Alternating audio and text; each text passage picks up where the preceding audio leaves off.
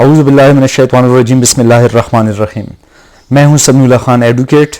मेरी तरफ से लायर इन्फो चैनल के तमाम सब्सक्राइबर जितने भी मेरे दोस्त हैं उन सबको, तमाम उम्मत मुस्लिमा को बहुत बहुत दिली ईद मुबारक कबूल हो। ईद की वजह से वीडियो अपलोड करने में थोड़ा सा वक्फ़ा आ चुका है, लेकिन इंशाल्लाह ईद गुज़रने के बाद मैं ये सिलसिला जारी रखूँगा, क्योंकि अक्सर मैसेजेस पे जो जूनियर वकला साहिबान हैं वो डिमांड कर रहे हैं कि आप मज़ीद वीडियो भी जनरल जो बेसिक लॉ है उस पर अपलोड करें। तो इंशाल्लाह ये ईद की वजह से कुछ वक्फ़ा आया हुआ है। ईद जैसी गुज़र जाएगी तो इंशाल्लाह मैं ये सिलसिला जारी रखूँगा। तब तक के लिए अल्लाह हाफ़िज़।